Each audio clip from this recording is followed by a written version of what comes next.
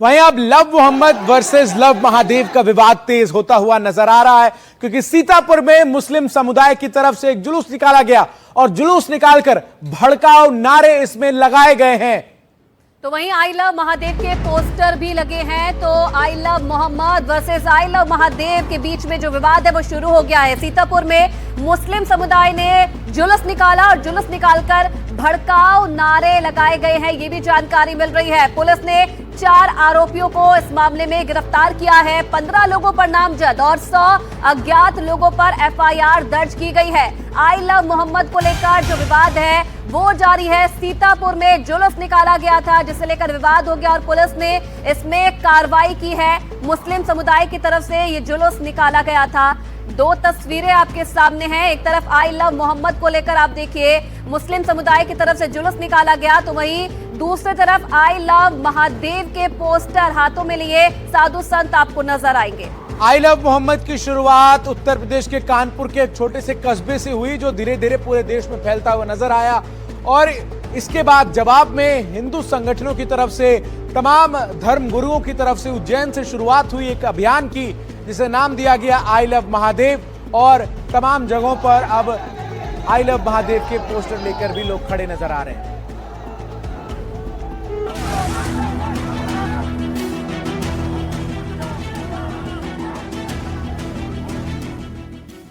देश में आई लव मोहम्मद बनाम आई लव महाकाल ने जोर पकड़ लिया है। शहर शहर पोस्टर लगाए जा रहे हैं, नारेबाजी हो रही है, लोग सड़कों पर आकर प्रदर्शन कर रहे हैं, जिसकी गवाह है ये 2 तस्वीर।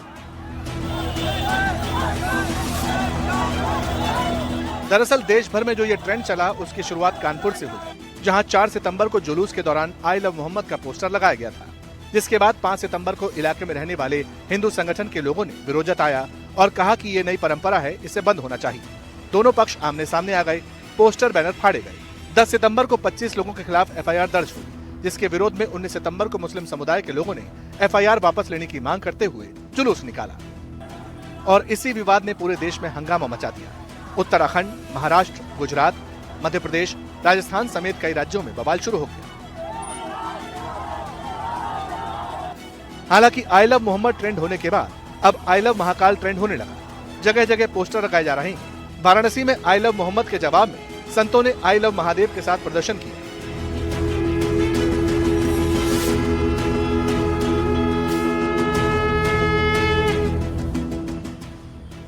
संतों ने कहा कि आई लव मोहम्मद की आड़ में देश को तोड़ने की कोशिश हो रही है, सरकारों के खिलाफ साजिश रची जा रही है।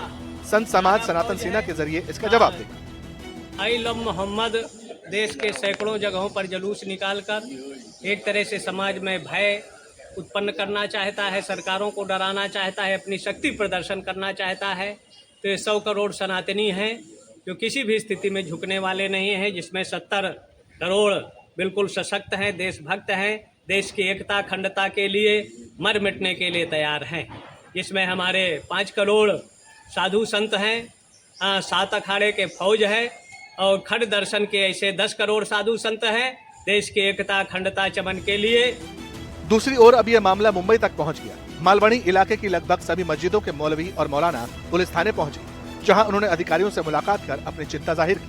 मुस्लिम मोहम्मद सल्लल्लाहु अलैहि वसल्लम हमारे आका हैं, सारी दुनिया के मालिको मुख्तार हम उनको जानते हैं। दूसरी बात यह है कि जो कानपुर में प्रोटेस्ट हुआ, ये मुसलमानों को जो कैद कर दिया गया है, मुसलमानों को जो पकड़ा गया है, ये अपने नबी से मोहब्बत करना है हम लोगों को, चाहे जहां पकड़ेंगे, लेकिन हम अपने नबी से मोहब्बत करेंगे, तो ये मोहब्बत की बुनियाद पर उनको पकड़ा गया है।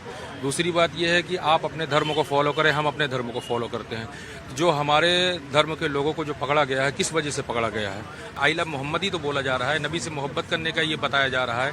अगर कहीं पोस्टर लगाया जाए तो कोई नई चीज़ तो है नहीं है। जिन लोगों ने विवाद फैलाया उनके खिलाफ कार्रवाई की।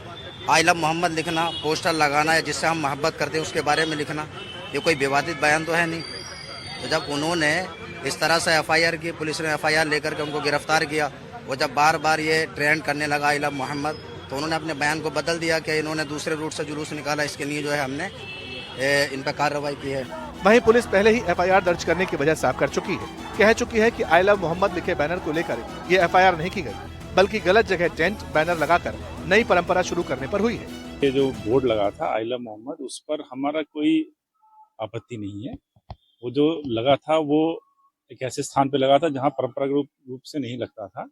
इस पे थोड़ा सा विवाद हुआ था, तो दोनों पक्ष के माननीय लोगों ने आकर ये बात को माना और वो जो टेंट था पीछे कर दिया और बैनर भी पीछे कर दिया, तो वो बात वहीं खत्म हो गई थी। ये घटना अगले दिन की है जिसमें कि दूसरे धर्म का एक पोस्टर लगा था जिसको कि लड़के थे, उन्होंने डंडा उसको मार दिया, वो फटके लटक गया, जिस पे लोगों ने आपत्ति करी। FIR उसके संबंध में लिखी गई है। इसमें दो पहलू हैं कि आइला मोहम्मद से कोई मतलब नहीं है, वो जो पोस्टर फाड़ा गया उसको लेके है। अब ये विवाद इतना बढ़ गया कि सियासी बयानबाजी भी तेज हो गई। कहते हैं संविधान ने 25 आर्टिकल 25-26 में धार्मिक आजादी दी है, लेकिन अगर आप आई लव मोहम्मद कह देते हैं तो मुकदमा दर्ज हो जाता है और आपको जेल में डाल दिया जाता है। ये देखिए, मैं कह रहा हूं आई लव मोहम्मद, लो मुझे जेल में डालो, मैं देखना चाहता हूं कि आपकी जेल में कितनी जगह। कानून से किसी को खिलवाड़ नहीं करने दी जाएगी। प्रशासन को जो सूचना मिली, सूचना मिलने पर कड़ी कार्रवाई की गई है, कुछ की गिरफ्तारी कर ली गई है और इस पर जांच करके फिर उन पे खिलाफ भी कड़ी कार्रवाई की जाए। अब सवाल है कि आखिर कौन आई लव मोहम्मद बनाम आई लव महाकाल की लड़ाई में घी डालने का काम कर रहा है? क्या धर्म और आस्था के नाम पर लोगों को भड़काया जा रहा है?